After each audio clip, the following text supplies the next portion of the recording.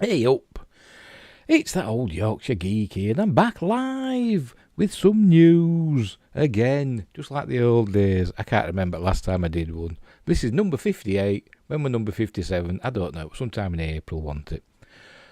Whenever it was. Anyway, I'm back again with some more news. But before we get to that, we've got some exciting stuff happening. Well, I found it exciting, so we're just going to watch. The trailer has just dropped for The Orville Season 3, The Orville New Horizons. So we're going to watch that first. Might get a copyright strike, whatever. So let's crack on with that. And I'll press play and we'll have a listen. A traveler comes upon the statue of an emperor, inscribed with the words, "My name is Ozymandias, King of Kings. Look upon my works and despair." Only there's nothing left beside it, except empty desert. It is good to be back. I really wish they'd let us play music up here. Why? Because we'd already be on our feet, ready for action. We have considered your request for passage through our territory, and we will not stop you. But do not expect us to save you. Kalon ship pursuing. Exploration always carries risk. I say we risk it. Everything forbidden is sweet. This is a good day. It is a good day. You do know where you're going, right? Nope. Oh boy, Let's go make some history. I didn't prepare anything. Just speak from your heart. We're about to enter unexplored space. I know you're all just as excited as I am, so Let's give this everything we got, and may the force be with you. How was that? Perfect. We've served together, we've laughed together, and we all owe each other our lives. you will surrender or you will die. Gordon! And it's a very special thing. We should all get big bonuses. This is history in the making. Here's to a better future. I will be sure to bring my, what does Lieutenant Malloy call it? My A-game. There you go, buddy. We have to find a way to preserve some kind of peace. Humans have a tendency to reduce things to black and white, good and evil. We can find a way to coexist. You're a Kalon. Your people would like to see us all dead. After all these years, you're still able to surprise me. Show the galaxy that humans are different, that we value life even when our enemies don't. Captain, you are being deceived.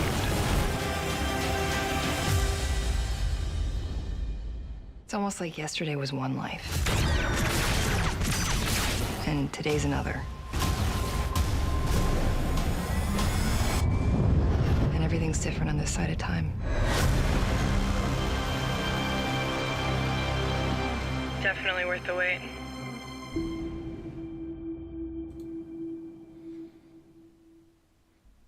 Cool. Doesn't that look good? It does look good, does that? Anyway, not long to wait now. June. I can't remember the date, but sometime in June, and we're on May, so we haven't got long to go. Hooray for the Orville. And it'll be on Disney Plus in the UK and Hulu in America and, I don't know, other places. In other places. Right, so there we go. I just wanted to get that out of the way. Right, we'll get on with this first news story. And this first news story is Avatar The Way of Water trailer. In a horrible title, that. Avatar The Way of Water. It don't really roll off the tongue, does it? But anyway, Avatar The Way of Water trailer reaches 148.6 million views within the first 24 hours.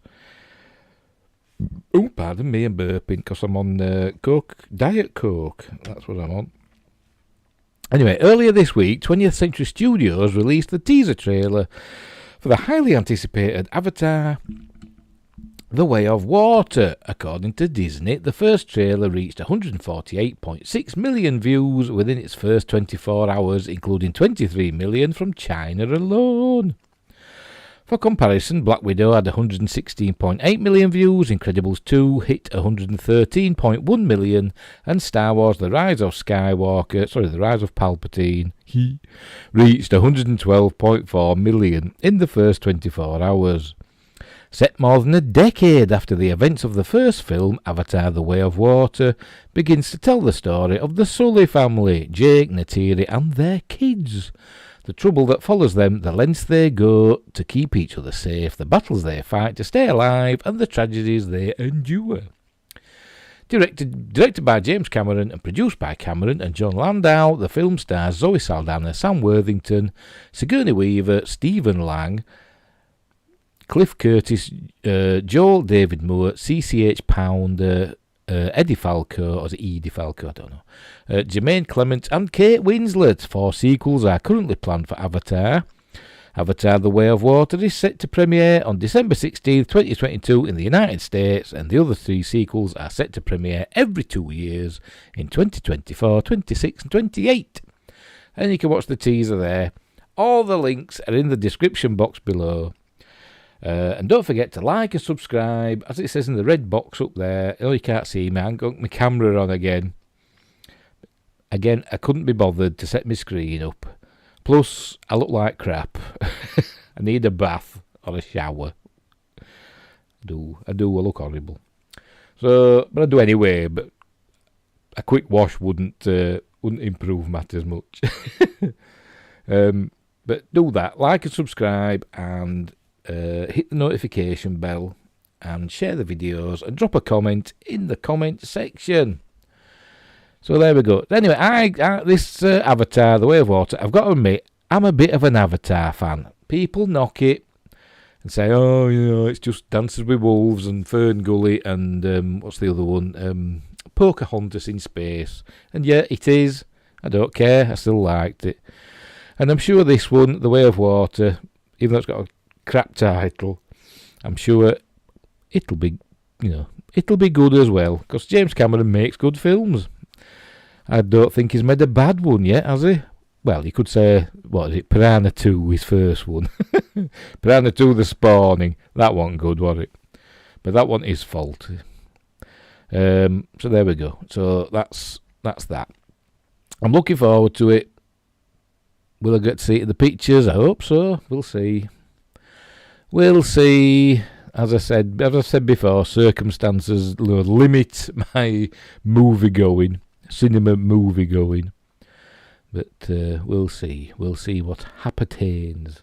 Right, so we'll move on. Another bit of breaking news, apart from the Orville, is, there we go, Christopher Walken joins Dune, or is it Dune, whatever, Part 2 as Emperor Shaddam IV.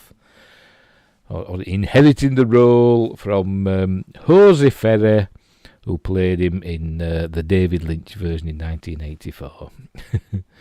But I can just picture him.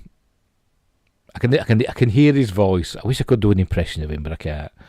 But there we go. Right, the House Carino has its ruler. Christopher Walken will join Timothée Chalamet and Zendaya in director Denis Villeneuve's Dune Part 2 as Shaddam IV, the Padishah Emperor of the known universe.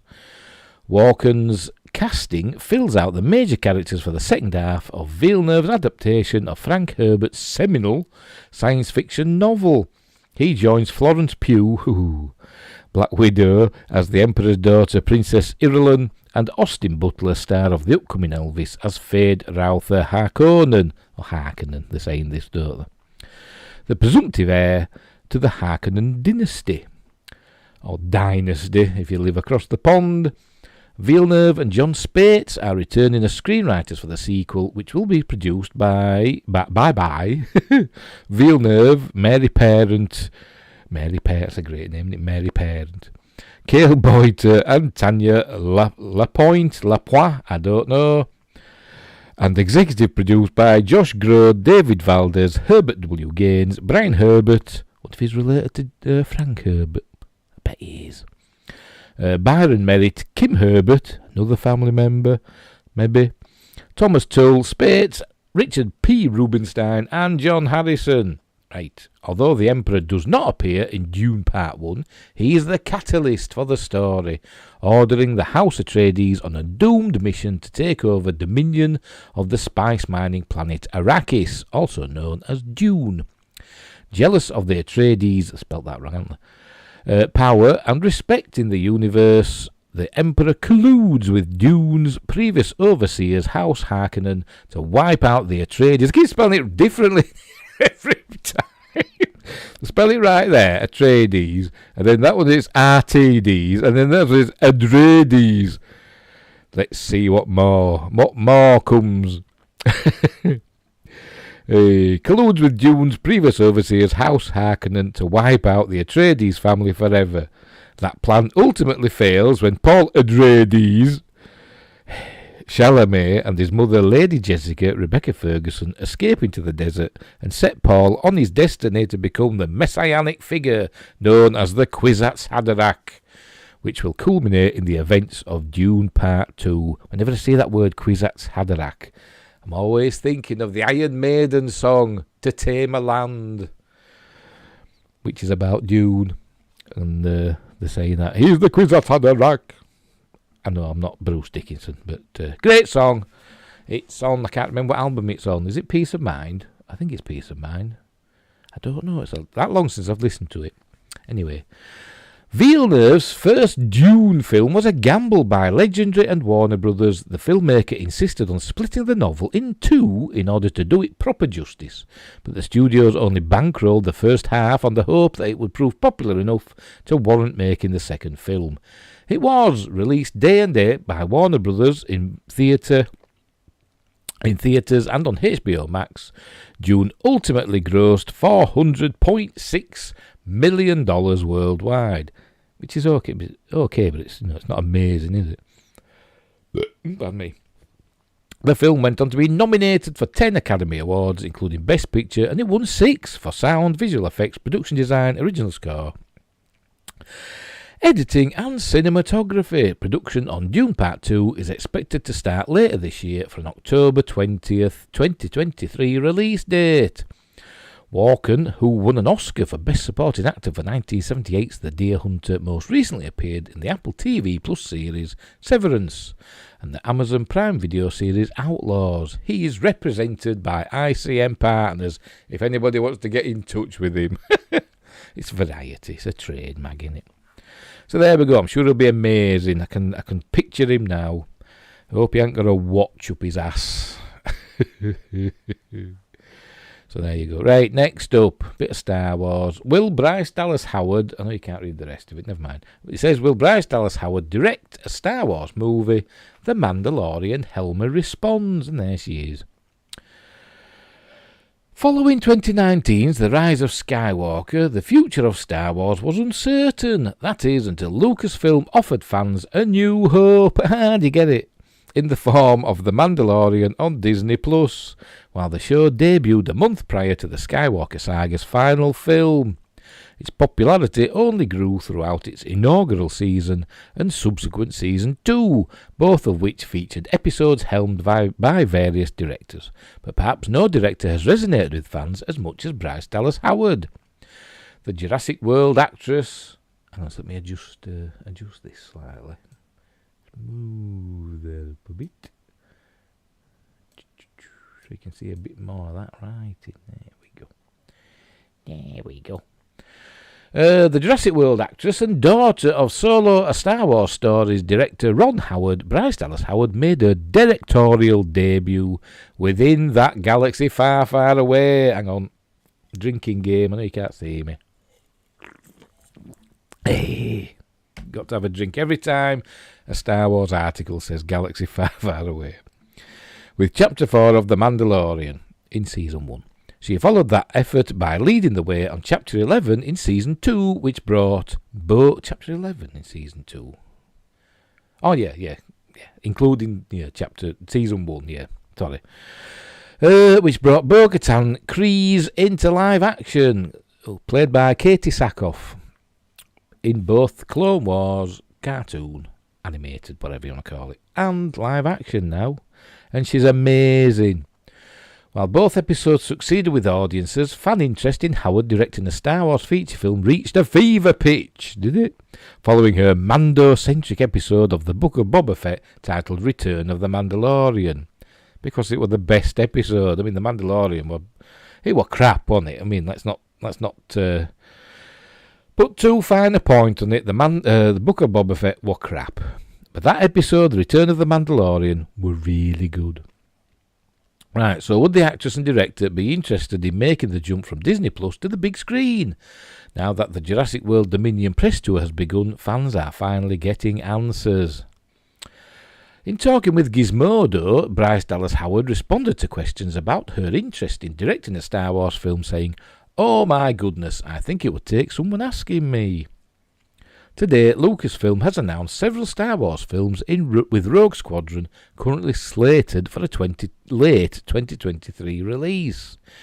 While Kevin Feige's Star Wars film is reportedly being written, little to no updates have been shared about the studio's other announced films, including Rian Johnson's trilogy and Taika Waititi's film. I've got a story about the Kevin Feige one coming up in a bit. Many fans are anticipating updates and potentially new announcements during Star Wars Celebration in Anaheim, California from May 26th to the 29th. When Howard was asked if she was surprised about directing a Mandalorian episode in a series titled The Book of Boba Fett, the director responded with, "Oh no, I mean, I absolutely loved that. I love Mando." And this is what she said. Can you see that? "Oh no, I mean, I absolutely loved that. Producers Jon Favreau and Dave Filoni have been incredibly inclusive since the beginning, and so it's something that they had talked about doing, and it was just so, it was great. I love Mando."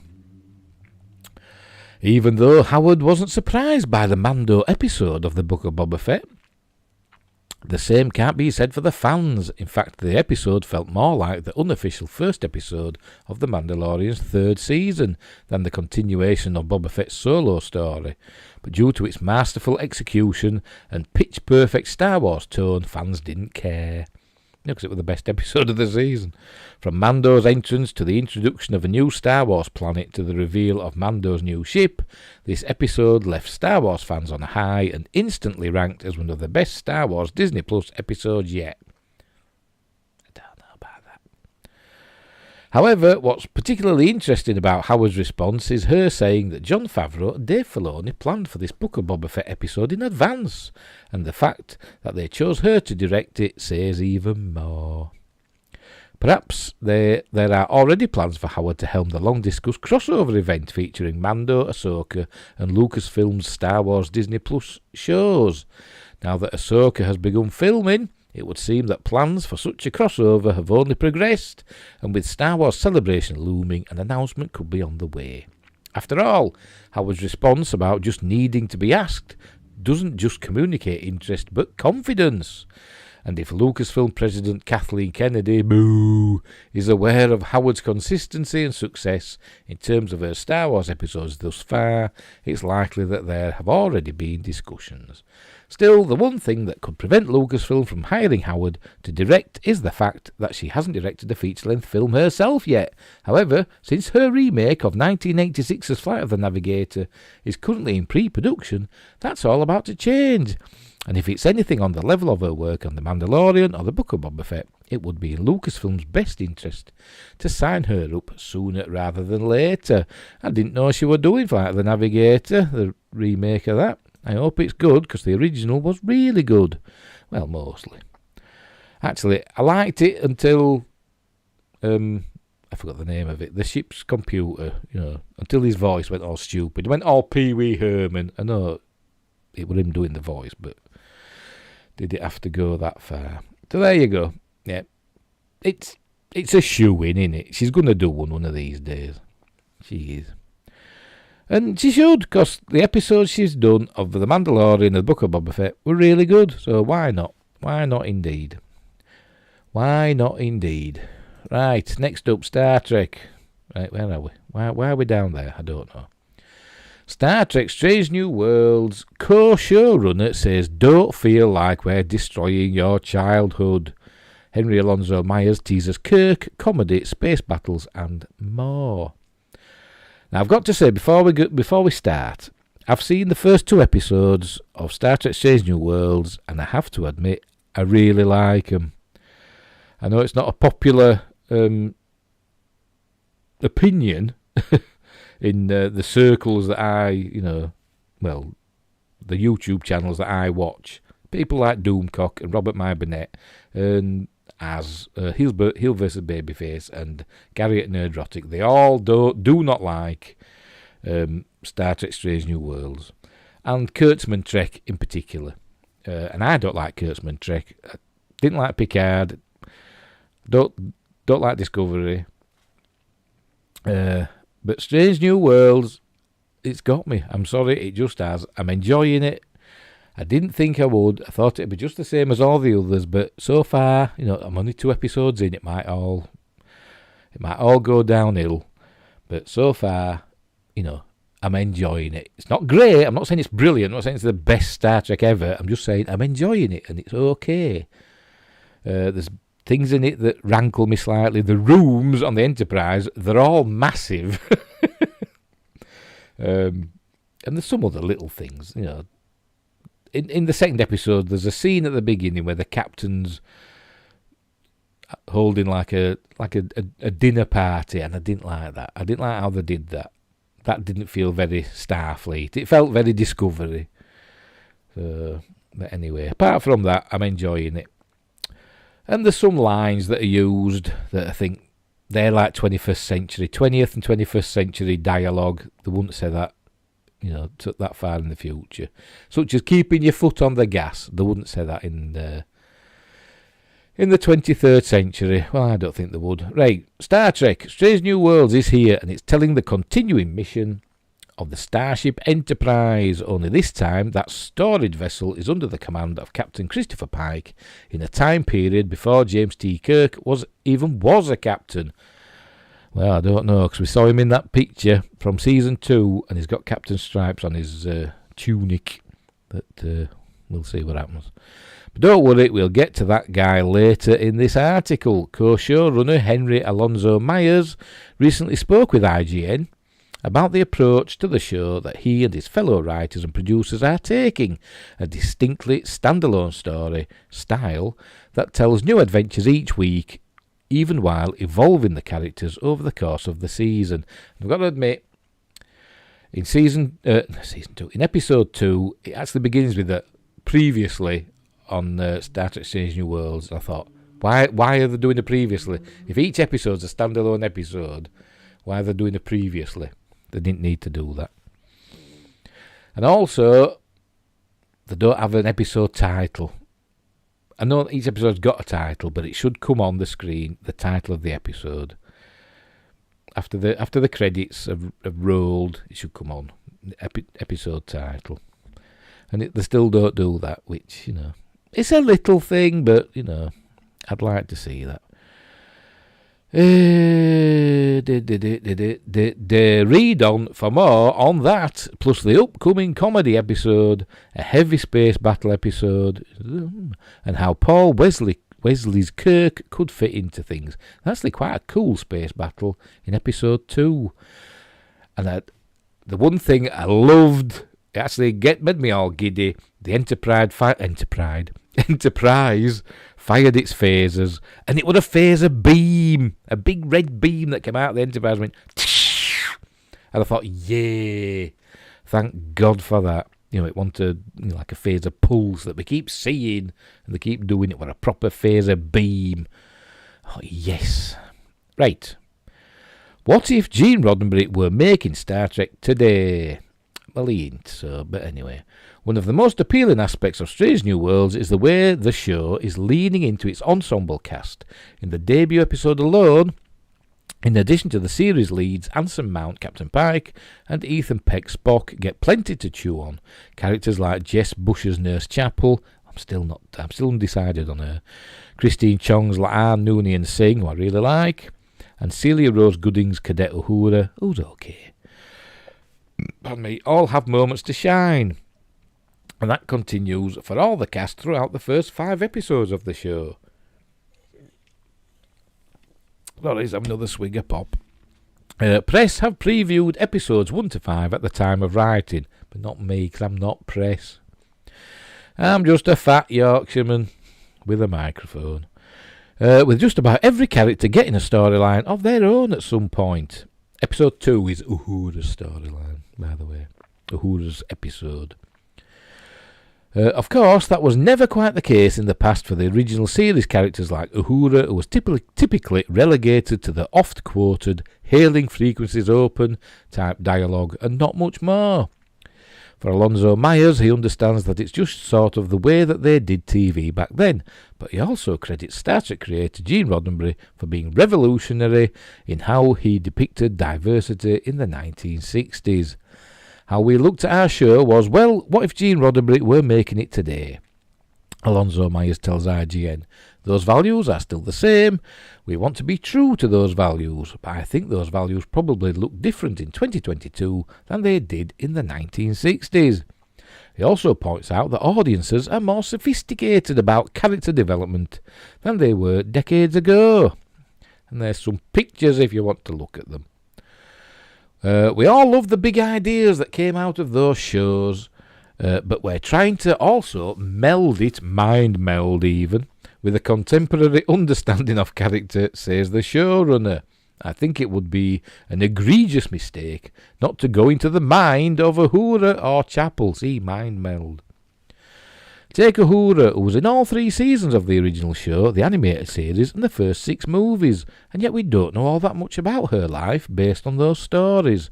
Alonzo Myers saw Strange New Worlds as a unique opportunity to explore that. I think contemporary audiences would ask that question, he says. Like, what's your family like? How did she join Enterprise? Why put a young Uhura on the Enterprise if you're not going to explore these ideas? This episode 2, which is called something about a comet. Children of the Comet, it's called. It's about Uhura. Well, Uhura's the focus of the characters, and we learn that she's had. We learn about her family and that she's from Kenya. That can speak 37 languages, but 22 of those are local, Kenyan languages. What else? We learn she's got a brother, and the grandma was in Starfleet, and that she's not sure that she wants to stay in Starfleet. So it reminded me of the early episodes of Enterprise, Star Trek Enterprise, with Hoshi Sato. She was a communications officer. She wasn't sure if she wanted to be in Starfleet. She was scared all the time, wasn't she? And I think they're doing that with Uhura. So make of that as you will. Are they just stealing ideas from earlier Trek, or are they just, recycling? Because there's other things in it as well, the episode that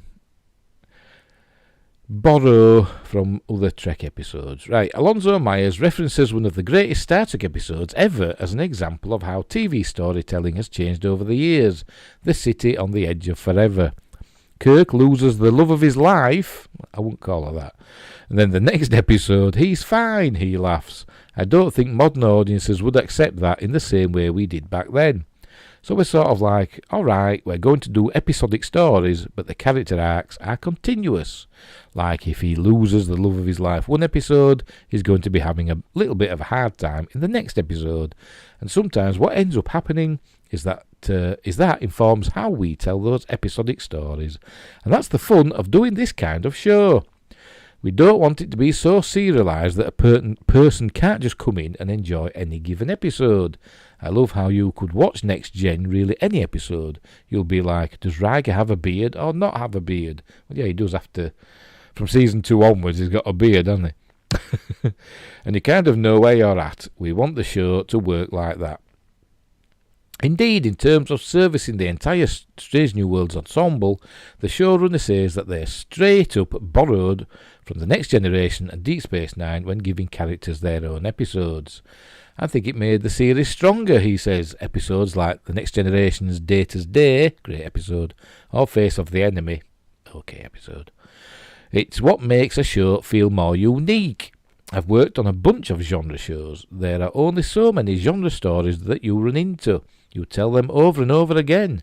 I've worked on so many body-switching episodes, but the thing that makes it unique and interesting is not the attempt to not do those stories, but it's the attempt to do those stories through these new characters. Speaking of which, Trek can be funny.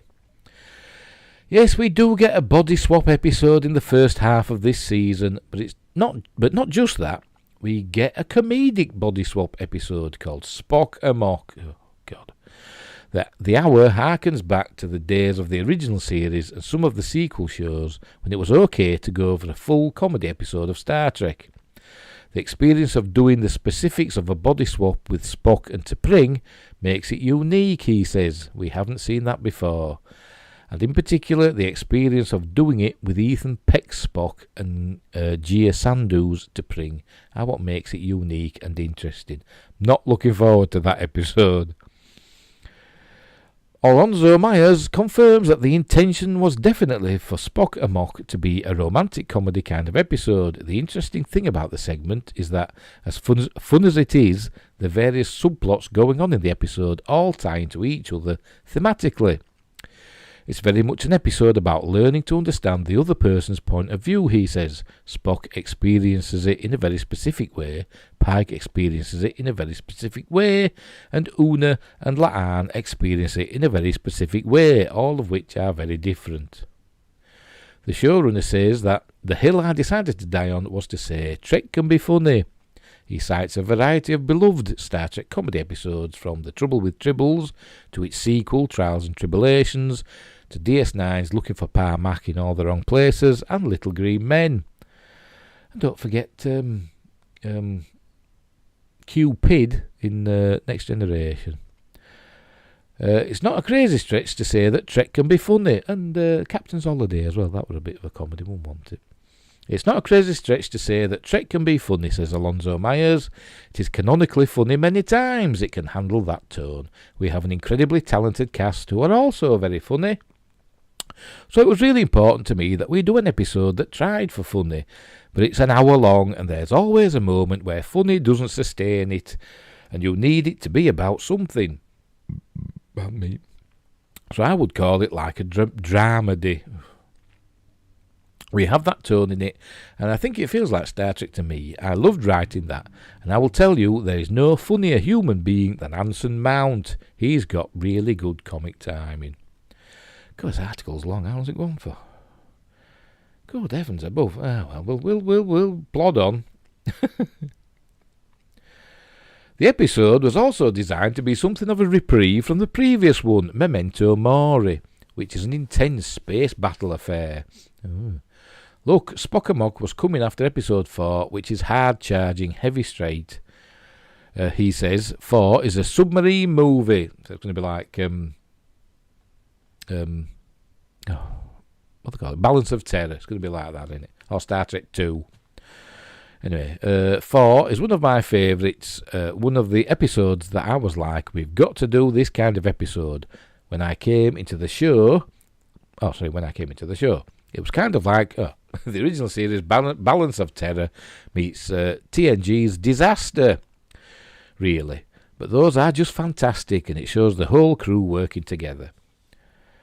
One would think that one of the trickier parts of making Star Trek Strange New Worlds is figuring out how to weave these stories into the existing franchise canon, since the adventures of Captain Pike and his crew take place less than a decade before the original series.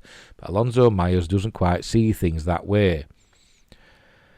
Well, we'll see what he says, and then I'll give my opinion. We're doing a show that's set right now, he says, so we have to make it about something, and that means not being afraid to. It's when you get afraid that you might break the pieces that you stop doing interesting stories. I still think they're going to redo the original series. They're going to remake the original series in the image of Kurtzman Trek, in the image of Strange New Worlds and Discovery. They're going to not redo it all, but you know what I mean, do a reimagining of the original series with this new Captain Kirk. That's what I think they're going to do. Anyway, that includes being willing to include classic characters like Uhura or Chapel, or just figuring out what makes Captain Pike different from other captains of the Enterprise past and present. We had endless discussions about how he's different from Kirk, he says. When we were talking with production designer Jonathan Lee about the designs for Pike's quarters, his massive quarters, we were like, how can we make Pike's quarters be emblematic of his style of leadership with his open fire? Not open fire, pew pew. I mean, he's got an open fireplace in his quarters. You think, crying out loud. Where were we? And now is he a different leader from all these other people? We sort of had this notion that, like, okay, maybe he's a guy who holds dinner parties. He's a guy who cooks. Why is he a guy who cooks? But it's the kind of dinner party where you come in and he hands you a glass of wine and says, here, cook this. I need help with this. And he involves everyone in it. He's nothing like the Jeff Hunter Pike, is he? Nothing at all. But I still enjoy the episodes. This gets to the idea of what kind of leader Pike is. Gentle, respectful, but has high expectations and tries to set you up to do your best, says Alonzo Myers. By the way, he's got over his not being used to having a woman on the bridge, hasn't he? There's lots of women on the bridge now. Anyway, whatever. When it comes to the other characters who are legacy characters, we really didn't want to tell the stories of the future, he continues. One of the things that we always are aware of, and we get notes that say, well, in the future Spock does this, so should he be doing this now? And we're like, yes, because he's doing this now, and we want to leave room for him in the future. Like maybe we're going to blow some stuff up. Eh? I don't know what I'm talking about. All that said, the writing team clearly are aware of the end point for this incarnation of the Enterprise. James T. Kirk will take command of the ship eventually, I think at the end of Season 2. Pike will leave, presumably to have his accident, and Bones, Scotty and the rest will take their positions on board as well. Citing Spock as an example, Alonzo Myers says, we're not trying to say he becomes a different Spock than the Spock everyone comes to know. We're just trying to tell an interesting story about the journey to get there. Our goal right now is just to do a bunch of good episodes and do it again and do it again. We want to explore what Trek can do through genres to tell interesting stories that we haven't told before about the people on the Enterprise, to show them in a different light. Sometimes in those moments where it might feel like we're blowing up something, it's always with a purpose. I promise you, we will find ways to come back to the things that you know and trust. I don't feel like we're destroying your childhood. And then, of course, there's the looming presence of James T. Kirk, who we know will be appearing in Season 2. The showrunner isn't worried about the iconic character upsetting the balance of the show once he arrives. The show is always about our core characters, he says. We have guest stars and interesting people who come in. These people will be memorable and curious, and sometimes they have big arcs, and sometimes they have small arcs, but they inevitably reflect on our characters in interesting ways. And Kirk is no different, except Kirk is a little bit more important in the canon, so he belongs in our world, but we're also trying to do the same thing with him that we do with the other people. But this is not the Kirk that you know, this younger Kirk.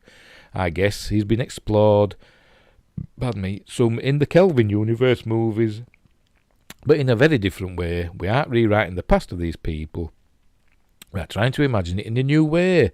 Paul Wesley's not doing a William Shatner imitation. There we go. Yeah, it's not an imitation because they're going to reimagine the original series. That's what I think they're going to do. But I am enjoying it so far, but we're only 2 episodes in and there's time for it to all go to hell. Right, next. Writers and artists still fighting to receive overdue royalties from Disney. And this is like unbelievable. This is unbelievable, is this? Michael Hiltzik has published a column in the Los Angeles Times about Disney continuing to cheat many writers, including those who wrote Star Wars novelizations, out of royalties. We first reported on this issue when it came to light in 2020, after Alan Dean Foster posted an open letter stating he had not received any royalties for the Star Wars novels he penned in the 1970s since Disney had acquired the franchise. Foster also stopped receiving royalties for his Alien novels after Disney acquired Fox. He said at first he thought, well, they're not earning much right now and there will be a consolidated royalty statement when there's enough money to make it worthwhile. Foster eventually had his agent, Vaughan Hansen, investigate. According to Foster, Disney told Hansen that they had acquired the properties from Fox and Lucasfilm, but they didn't acquire the obligations. I mean, what sort of thing is that to say? They've acquired the properties, but not the obligations. That's unbelievable. Tell you, Disney is evil. While Disney has since paid Foster, because he kicked up a stink, many writers are still struggling to get through to the company. Evil. A task force of the Science Fiction and Fantasy Writers of America, SFWA, as well as the Writers Guild East and West, and other creator organisations are compiling information about and bringing awareness to the issue at writersmustbepaid.org and with the Twitter hashtag #DisneyMustPay. This is wage theft and it's very pernicious, said Mary Robinette Kowal, a former president of the SFWA. The task force has offered to provide Disney with the names and addresses of creators who are owed royalties. They have also suggested Disney add a portal and FAQ page to its website for writers attempting to file claims, but Disney has mostly ignored the task force. Yeah, because they don't care, because they're evil. They say individual artists and agents have to contact them, said Cowell. How do you pronounce that? Is it Cowell? I don't know. She added, Disney gets away with this by using the exhaustion tactic. They wear people down. Disney's legal obligation to the writers and artists isn't necessarily clear, as some contracts may allow for them to cancel royalties after acquiring a property. How can they cancel royalties? If they're still selling books written by an author, how can they not pay that author if they're still selling the books? I don't understand it. It's baffling. But the creators can't necessarily afford to take Disney to court. For a freelancer, that's significant, Cowell said.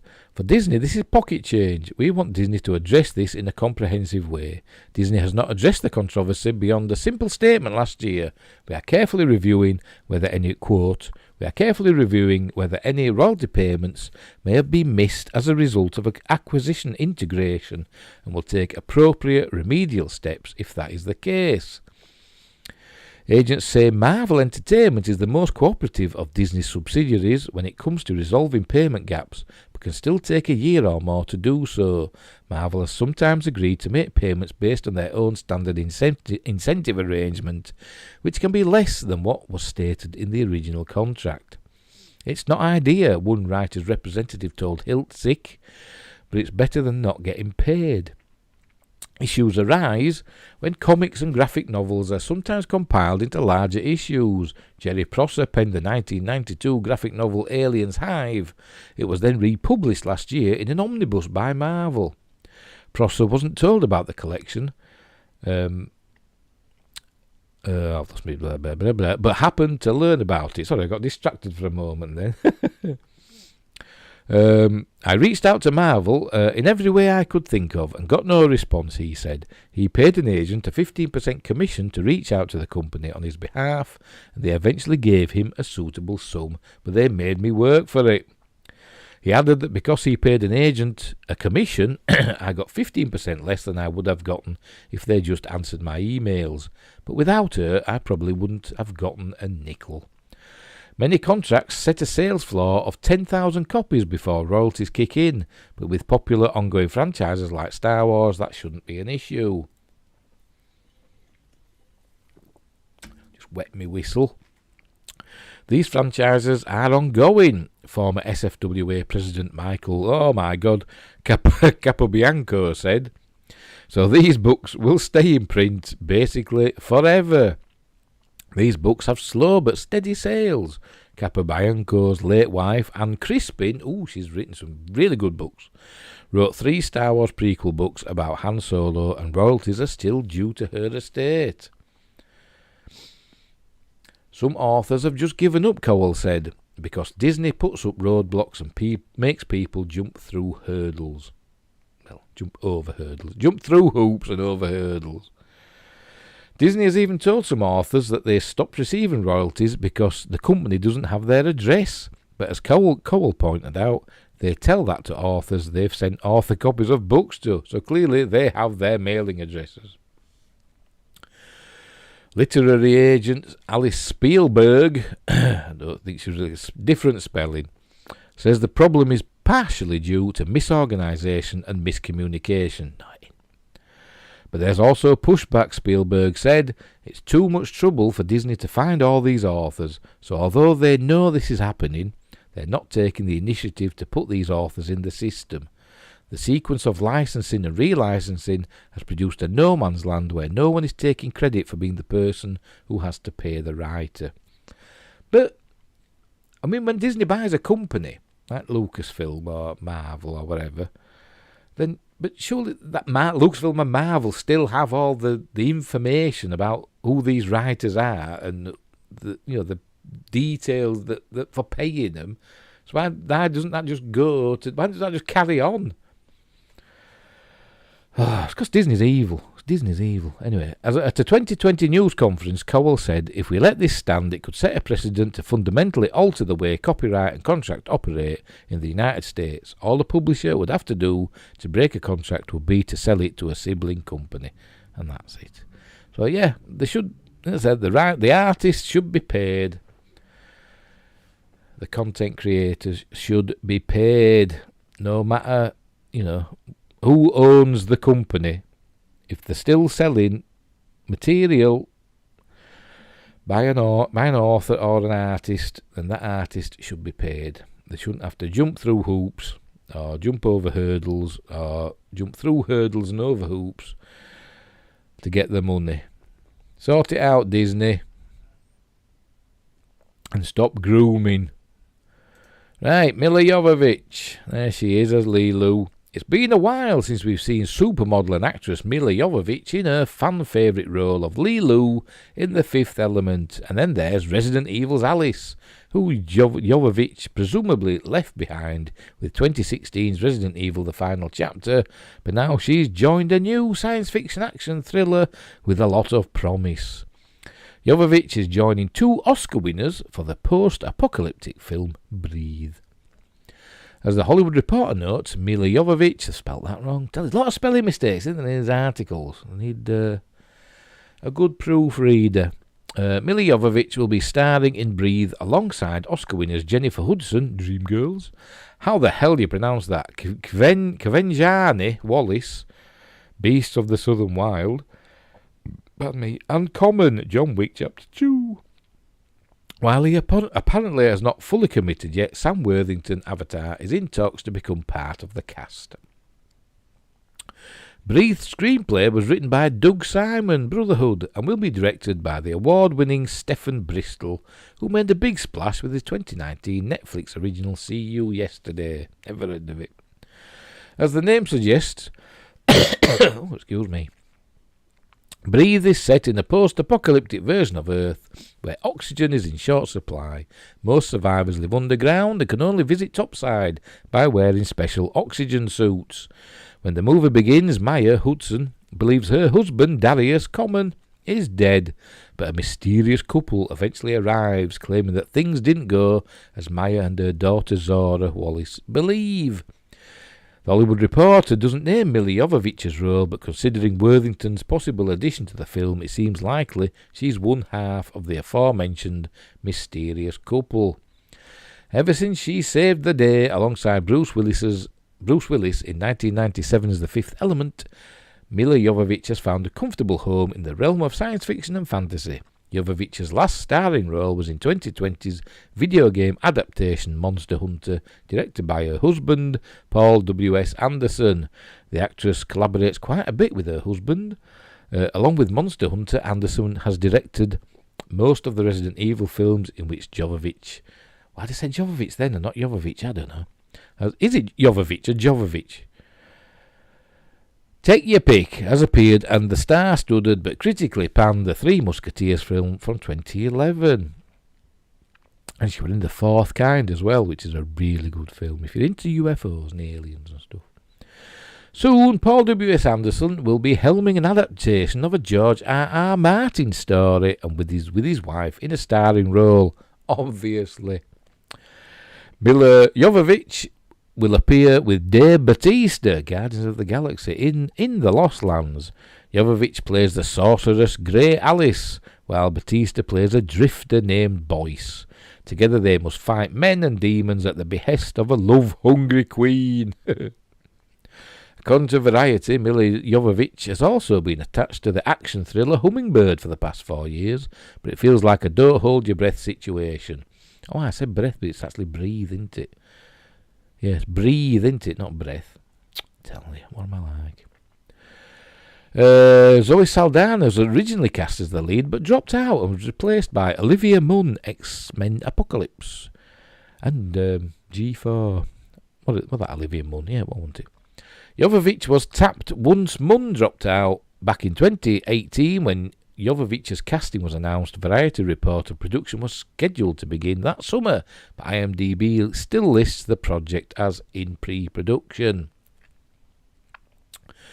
Breathe could prove to be a huge departure for Mila Jovovich as far as critical appeal is concerned. Just about everything Jovovich has made for the past, let's say, 20 years has fallen under the critically planned, or do they mean panned, I don't know, heading.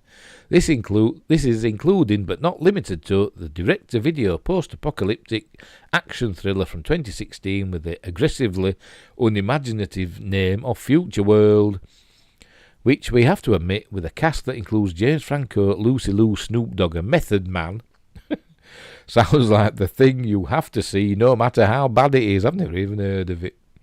Meanwhile, Breathe director Stephen Bristol's inaugural film, See You Yesterday, was utterly adored by critics, and I've never heard of that one either. And there we go, that's it. So Mila Jovovich is in a film called Breathe. Now then, back to Star Wars. Writer of Kevin Feige's. Why do I hear that name all the time, but when I come to read it, my brain sort of like goes doolally. And I keep wanting to say Feige instead of Feige. It's Paul Feig, isn't it, who did Bridesmaids and Ghostbusters. Well, this is Feige. Writer of Kevin Feige's Star Wars film gives update on the project. Writer Michael Waldron has moved from Doctor Strange 2 to Kevin Feige's planned Star Wars movie and has given an update. Lucasfilm has remained tight-lipped regarding Star Wars on the big screen for the last couple of years or so. I'm not surprised.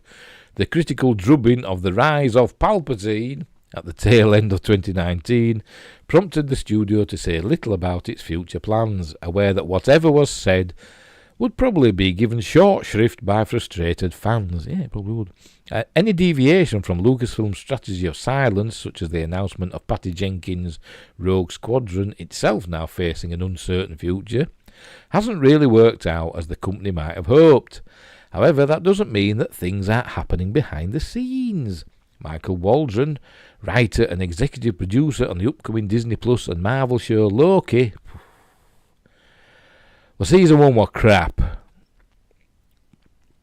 Not to mention the scribe behind Doctor Strange in the Multiverse of Madness, which, I didn't hate, but it wasn't very good, was it? It wasn't very good at all. But, I didn't loathe it, but I didn't really like it either. It was just there. It was content, wasn't it? Yeah. Was hired some 18 months ago to pen the script for Kevin Feige's Star Wars project. We've known for a long time now that Feige, the head of Marvel Studios, has been developing a Star Wars movie, but now Waldron is actively writing the script. Thus a detail or two has emerged, although little more than that at this point. Feige has previously said that he's interested in exploring new stories outside of the series' existing characters and settings, and that seems to have been confirmed by Waldron, who tells Variety, "We're finally into it in earnest. I mean, I'm writing away. It's a lot of fun. I'm enjoying having the freedom on that to do something that's not necessarily a sequel or anything. It maybe has a little bit less of a... It just doesn't have a bunch of TV shows and movies that you're servicing on top of it, the way I did with Doctor Strange. So it's nice. It feels like a different exercise.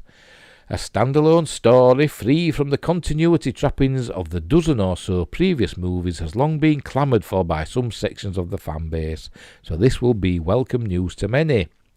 Despite knowing about this project for a couple of years already, with the scripting stage in progress and Feige clearly being a busy man, he is busy like ruining the Marvel Cinematic Universe, it looks like it's going to be quite the wait for this one.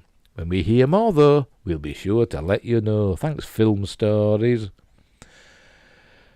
Yeah, so anyway, I hope it'll be good. I mean, they should have done that. You know, a Star Wars story free from the continuity trappings of the dozen or so previous movies. They should have done that with The Force Awakens. Just started afresh, not had Luke in it, you know, right at the end, and not had Han and Leia and all them. Not had them in. Maybe have the droids, you know, and set it, you know, a long time after. Not like real time, not 30 years or whatever. Set it a long time after, and they should have just started afresh and not just remade A New Hope. But anyway, we'll see what happens with this one. But I think it's a long way off, isn't it? Right, last story. 2022. How accurate were sci-fi movie predictions? We may not have flying cars. Well, we do, but just not very many of them, or true hoverboards. But what did sci-fi movies get right about 2022? The premise of science fiction is to speculate on things that may come to pass one day. The whole genre is composed of stories based on imagined technical or scientific advances, or events of social or environmental upheaval. So what did sci-fi movies envision 2022 to look like, and how does it differ to the realities of today? While past promises of hoverboards, flying cars, and everlasting gobstoppers,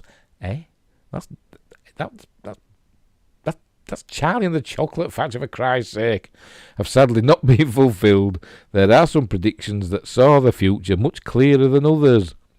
One film in particular captured many of the dominant issues of our time: climate change, overpopulation, scarcity of resources, and the controlling power of big corporations. That's Soylent Green, probably. Many have looked into the crystal ball to see visions of time travel and alien invasions. Excuse me. That, so far at least, have not come true. In both Time Runner with Mark Hamill and last year's The Tomorrow War with Chris Pratt, 2022 was meant to be the year that humanity uses time travel to stop an alien invasion. While that hasn't happened yet, how do we know? The infinite possibilities of time travel mean we can't technically rule it out. I mean, they just switched on the Large Hadron Collider again, didn't they, after a few years? So anything could happen.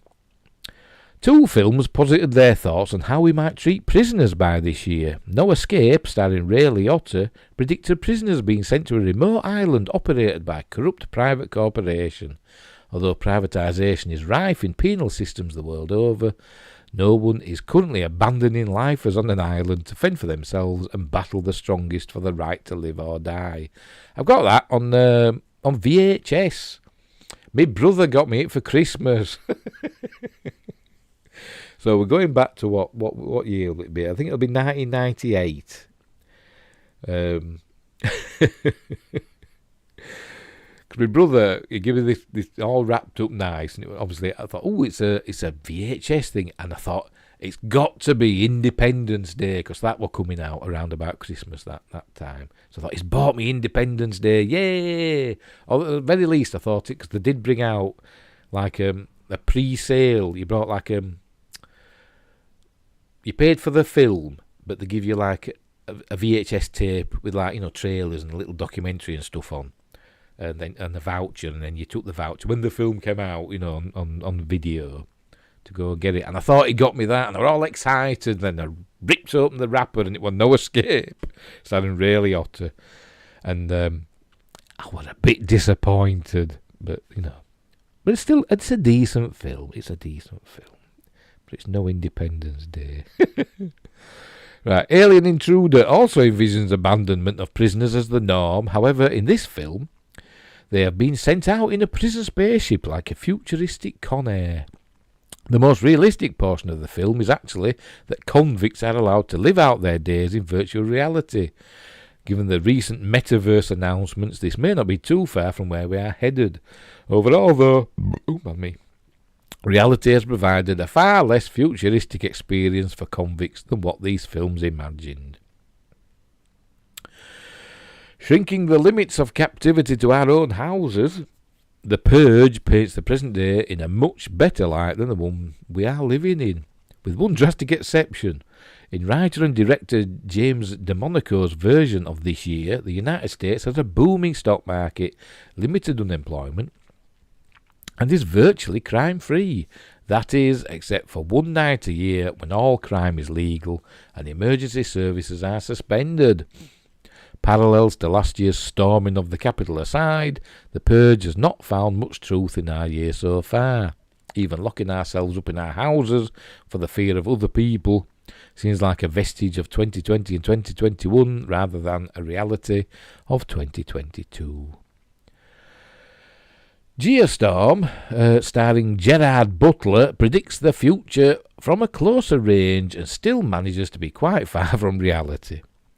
Many of the finer details are accurate given the film was only released in 2017. The major technology that the film hinges upon, though, a network of satellites that control the climate, have so far not been invented. Just ask Elon Musk. However, the concept of catastrophic weather increasing in ferocity due to climate change is definitely a hot topic of our time. The idea is not new. It is a major tenet of climate change theory, and it is likely to be one that crops up in a number of upcoming disaster films as humanity mulls on how to solve this crisis. Ironically, the film that finds the most parallels with current day is the one that made the longest ago. In 1973, Soylent Green, the earth is polluted to the point of ecological disaster. Fresh food, water and air are all scarcities, and the world is in despair. It was the 70s, isn't it? When it was made. Charlton Heston plays a gruff detective on the hunt for the murderer of a rich executive of Soylent Industries, a megacorporation that feeds the overpopulated masses with mysterious food blocks. While the mystery is diminished thanks to the now iconic phrase, Soylent Green is people, the film remains a must-watch for its depiction of the year 2022 and its sharp criticisms of issues we still grapple with daily. While we are eating food blocks... Oh, excuse me.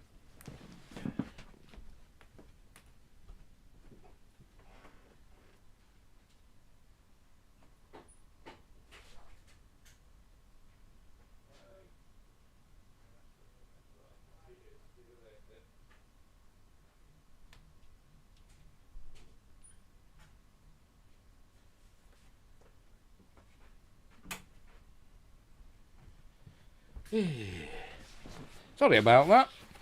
It was the Amazon man at the door. Let's see what he's brought us. I know what he's brought us. I know what it is because I ordered the bugger. But let's open it live on air. Wow, we can't open it. It won't do it. The tab's broken. There we go. This is what I've got. Got me sent something to read. It's a book. The Best of John Wagner's Judge Dredd. Look at that. Well, you can't see it, can you? Wow, you can hear it though. Ooh, that new book smell. Ooh, I'm going to enjoy reading that. There we go. Now, where were we to finish off? While we are eating food blocks made of people that we know of, we're just eating horses, aren't we? We are in a world of highly processed food, often far removed from anything resembling an original ingredient.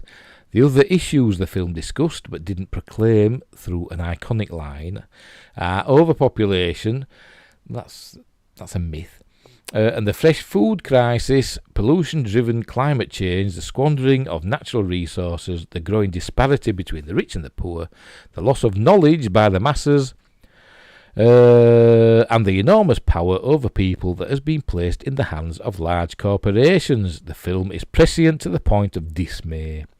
How could we have seen these things from so long ago and done nothing to stop them? Because we're ignorant. Maybe we all thought we could float away from our problems in our flying cars. Yeah. So there you go, that's it. That's all I've got for tonight.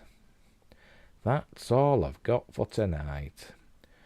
So I hope you enjoyed those articles and the Orville trailer, which I'm looking forward to. So we'll leave it there.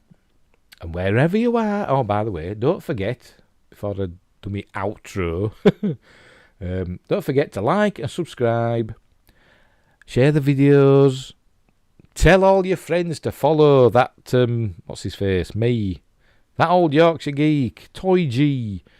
Don't forget about me. And get me subscribers up. I'm nearly up to 50.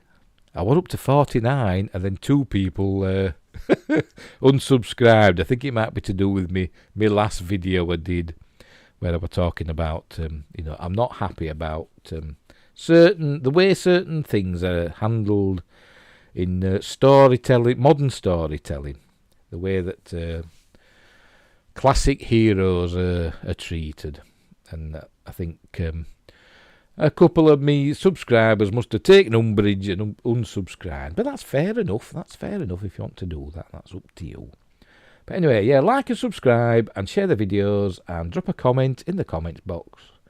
And wherever you are in the universe and beyond, if there is a beyond, because they found that, speaking of the universe, the first image of the black hole at the centre of our galaxy were released today, wasn't it? Everybody's excited about it. I don't know why. I mean, yeah, it's the first image of the black hole at the centre of the galaxy, but we've known it's been there, haven't we, for years and years. So what?